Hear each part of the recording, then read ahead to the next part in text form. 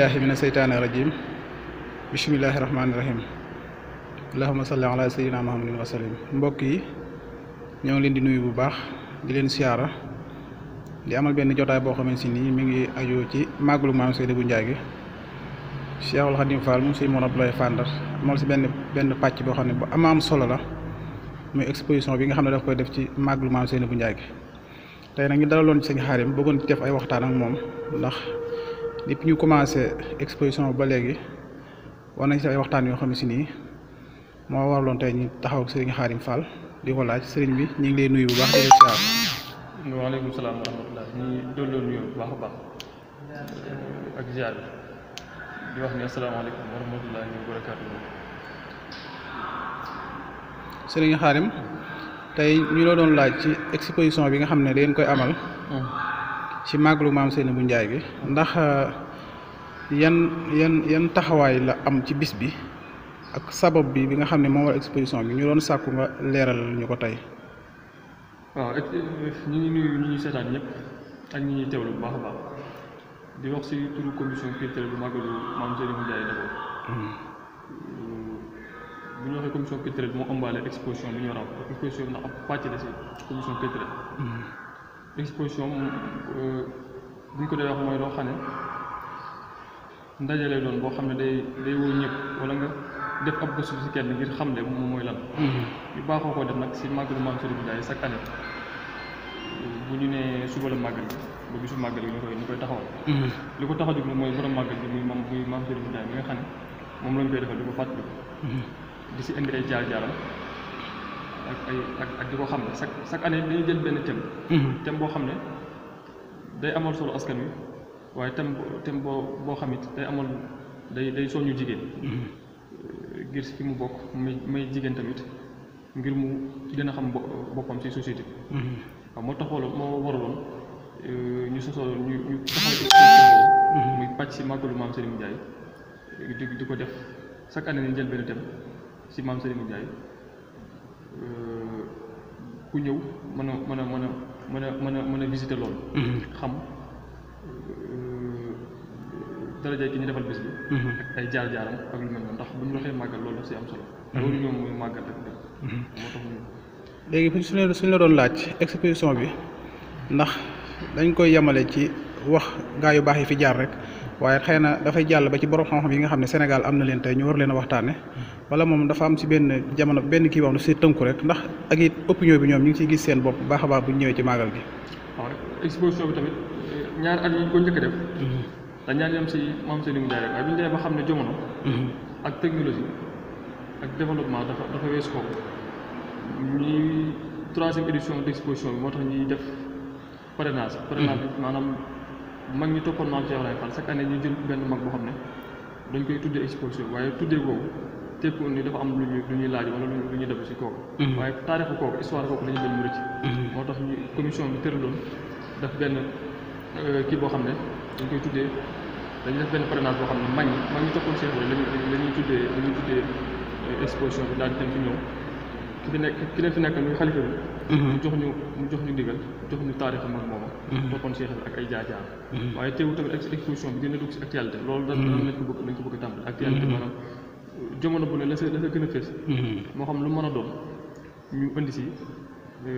les avantages. mbir moo gis les avantages am na inconvénients am na waaye mbir moo gis indi avantage inconvénients yi mu am si actualité lu la xam si at moomu. ñu dëppale bu baax ba nga xam ne ñii ñëw bu ñëwee. mën a def visite boobu. ndax it exposition bi ngeen def di ngeen gis ne suuru màggal gi ak bu ñu nee suba la màggal gi ndax li ngeen ciy soxla ci nit ñi ñu ñëw di ko xool ndax saytu boobu yéen a ngi koy def ba xam ne nit ñi ñu ngi ñëw gëstu yi ngeen bëgg a xam ne ci gaa yu baax yooyu ndax xalaat ngeen ne nit ñi ñoom ñu ngi yóbbaale loolu ngir jële ko ci exposition bi yóbbaale ko. waaw loolu moom ñi ngi defaguñ xayma rek ñi ngi def estimation maanaam xayma rek waaye defaguñ ko à 100%. ñi ngi xayma ni. produit bi ñu jaay li ñu bëgg a def nit ñaa ngi koy consommer. waaye defaguñ ko loo xam ne it dinañ xam nombre bi exact. loolu moom xamaguñ ko waaye ay jéego la si kanam yoo xam ne moom ñu ngi si incha allahu taala. xëy na it suñu doon laaj ndax fan ngeen ko bëgg a yóbbu si xalaat nga xam ne mooy jamono yi di ñëw te yegseeguñ te it fu lépp loo xam ne lu baax dafay àgg yéen xam nañ ne pare ngeen ngir màgg fa waaye tey su ngeen ñu doon leeral li ci kanam te ñëwagul te ngeen am mébét yi mën ñu ko wax ndax exposition bi dem na ba yéen a ngi xalaat faneen ci kanam yoo xam ne mën nañ ci ñëw opinion bi am ci seen wàll bu baax a baax. exposition bi moom mbir moo gis day commencé si local maanaam fa mu bokk wala fa mu judd. waaye mën nañ tey c'est national. parce que ñu ngi dajale ay documents yoo xam ne si Cheikh Ibra ak Mame Serigne Ndiaye ak ñooñu yoo xam ne nit ñi ñu ngi koy consommé. ba bi nga xam ne sax yeneen kër yi sax dañ fay dem. ñun moyen li ñu am muy tableau d'affichage yi nga xam ne si ngay mën a exposé li nga def dañ koy jox si yeneen kër yi Cheikh Ibra yi. ba Dakar dañ fay yóbbu suñu document dañ fay yóbbu suñu tableau ñeneen ñi fa dem kon moment bi mën nañ ñi au niveau national mais bëgg nañ dem ba nekk au niveau international insha Allah taala def exposition yoo xam ne si Mame Serigne Ndiaye ak yoon wi ak Cheikh Ibra lu concerné mouridisme daal si lañ bëgg a def mais néewuñ tekkiwuñ ne rek exposition magal Mame Serigne Ndiaye si lañ yem au niveau national insha Allah. tontu boobu su ma ko déggee kon dafay wone ne mooy mbooleem événement yi nga xam ne day am ci yoonu murit seen exposition yéen koy jël di ko fa yóbbu ngir xamle li ngeen bëgg a xamle ci gaa yu baax yi. léegi question bi ñu am mën ko laaj ndax Sénégal am na ay kilifa yoo xam ne ay xam-xam yu fi jaar. tey bu ñu doon lim mën nañu wax ñu mel ne ay Cheikh Anta Diop ak ñu mel ne ñoom. ndax bis dina ñëw ngeen bàyyi xel ñooñu gën leen a woon askan wi ñi nga xam ne réeré woon nañ loolu. ak ku ci mel ne Cheikh Anta Diop nga xam ne dafa bawoo ci lu njabootu Cheikh Fall. tey li mu am tey ndax da ngeen a pare ngir ñu mel ne ñoom ak ñeneen ñu mel ne ñoom ñu won leen wala dafa yeme ci wàllu religieux bi noonu da ngeen ko yemale wala da ngeen koy def wane borom xam-xam yi nga xam ne Sénégal am na leen di leen damoo. waaw loolu tamit xalaat la boo xam ne commission ba tey mi ngi si moom la commission bi mi ngi si def ay xalaat yu yaatu comme ni ma ko waxee léegi rek exposition bi defuñ ko ngir soxna Seynabou Ndiaye rek donte moom mooy base bi ndax cause bi mi ngi jógee si màggal bi waaye lépp dañoo bëgg lépp lu jëm si mbirum diine rawatina mag ñu baax ñu am ak ñooñu nga xam ne ay borom xam-xam la yoo xam ne ku mel ne Cheikh Anta bi nga tudd xam ne moom savant la ñun ñëpp dañu si def ay gëstu ba bi nga xam ne maa ngi si waxtaan kenn koo xam ne moom mi ngi caytu foofu mi ngi jox ay documents Cheikh Anta yoo xam ne war nañ si def ëllëg ay yeneen yaatal yoo xam ne ëllëg ñoom ñëpp dañuy dem ba bokk ci parrainage boobu parce que ay borom xam-xam lañ ñu bind la ñu yàgg lëkkaloo yoon wi la ñu yàgg lëkkaloo réew bi la ñooñu insha Allah bàyyi nañ ci xel baax a baax waaye mbir moo gis rek ab dox la tey suñ doon laaj nga xam ne màggalu Mame Seynabou Ndiaye mi ngi ñëw tey ñi ngi nekk ci le 18 décembre màggalu Mame Seynabou Ndiaye war a nekk le 9 février kon xëy na wax nañ ñaari weer yi manqué na tuuti ndax ndaje mi ngeen ci war a amal ngir waajtaay yi wàllu boobu da ngeen seen noppi wala yéen ci réunion yi ak it jamono boobu bu yegsee ndax li ngeen war a amal yëpp ci exposition bi loolu noppi na wala am na yoo xam ne des na yéen koy lijjanti te noppeeku leen.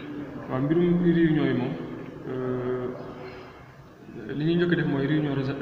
régionale la ñuy def bu noppi maanaam ñu nekk Dakar seen réunion yi ñuy def kon région ba nga ne nga gérer ko taxaw ko ba noppee nag ñu def AG maanaam assemblée générale ndajaloo ñëpp waxtaan benn barab xool lu ñu tënk waaye melagut nañu li ñu soxla si mbirum finance noppi na li ñu soxla si mbirum finance mën nañu wax noppi na waaye teewul ñu ngi def ay réunion ngir nu bis bi gën a jàllee ak li ñu bëgg a def mu gën a jaar yoon ay innovation daal lañ ciy sàkku baax a baax jeudi bii di ñëw sax insha Allah am nañu réunion boo xam ne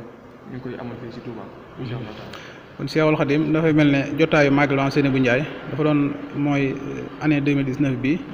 jotaayu Mame Seynabou Ndiaye yow la njëkk a dalal ngir def ak yow waxtaan def ak yow ci pàcc bi nga xam ne danga koo amee ngir wane exposition bi kon yan kàddu ngay mujje ak kàddu sant yi ak yu ni mel. waaw xanaa di sant ñëpp di ñaanal ñëpp rawatina commission yi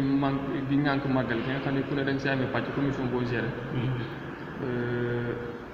di ñaanal ñëpp ku ne réussite bi sëriñ bi soxla si yow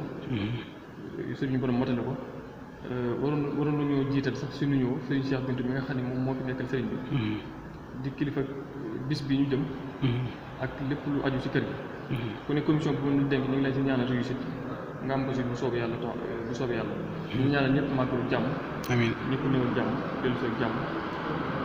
man ko màggal feetu koy ay at bu soobee yàlla incha allah rabbi